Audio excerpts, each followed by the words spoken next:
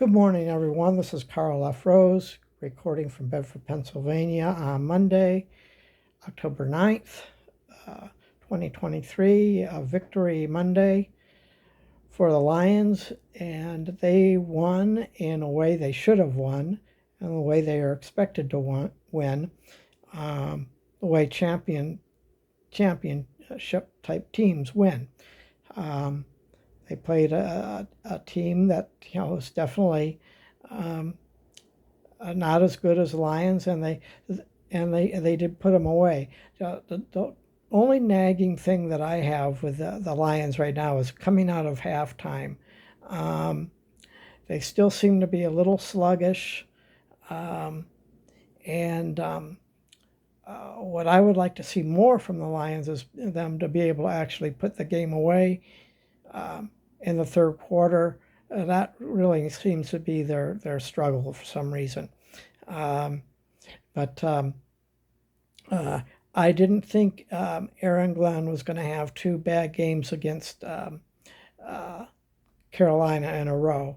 I think the whole team remembered last year, and the interception by Hutch was just amazing. It's the Lions they have their work cut out for them next week against Tampa, but yeah. So I'm sure they're already preparing for that. It's going to be a tough game. Tampa is 3-1, so they're in Tampa, and Tampa's going to want to hold on to the lead in that division, just like the Lions want to remain, in control of their division. Green Bay plays tonight. They play the Raiders, so it's probably going to be a Packers win. That's unless the Raiders can pull out a miracle somehow. But I still say that I know Mosley's probably we're going to probably lose Mosley for the rest of the year, but no official word's been out on it. But even though we're kind of short in that area, I think with the way that some of these backups have been playing, I still say that we need a good. We need another defensive lineman to be a bookend. Have Hutch on one side and somebody like Chase Young on the other, and also I know Mike Evans is dinged up, so but we do need. JMO's still just going to take about 3 or 4 games before we really see anything out of JMO, but he is there out there. He is making an impact. His blocking is, if it wasn't for JMO, Montgomery wouldn't have had the long run. So he's doing what's asked of him. So it's not like he's not contributing.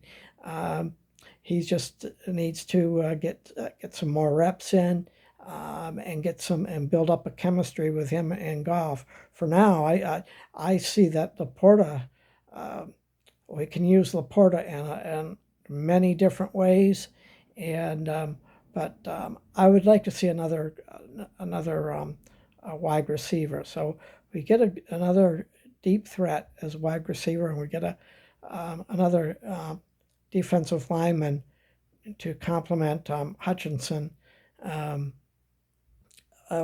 We will that will put us in a really good spot. But after last night, I do have to say this: it looks as if the 49ers right now are the best team of football. They've got depth up the gazoo. Even when they rotated their starters out, the people coming in were doing. I think it was a combination of the Cowboys just having a bad day, and also that the 49ers they're just good. I don't see anybody stopping them unless they unfortunately, I don't really like the 49ers, but I don't want to see anyone on their team get hurt either. So basically, a major injury somewhere on the 49ers. That's pretty much about the only thing that will stop them. But the Lions just have to do their work, take care of their business, not worry about what anybody else is doing. Let them worry about their own business, and I think the Lions will be good. I see them going right through. And then the best thing is they have the Packers on Thanksgiving. And the Lions are going to be ramped up for that. They've already been on national TV with the Kansas City game. And then they will be out there ready to play on Thanksgiving. And unfortunately for the Packers, but I'm getting ahead of myself. They gotta take care of all their other games first. Can't be thinking of Thanksgiving right yet because we're not even into November yet. And I think before Thanksgiving, I think they have 2 games with the Bears. So you can see. I'm expecting to see the Lions have total domination in the division, but they've got to win. It's as simple as that. And the best part about it is they're winning with their backups in key spots. So that needs to continue.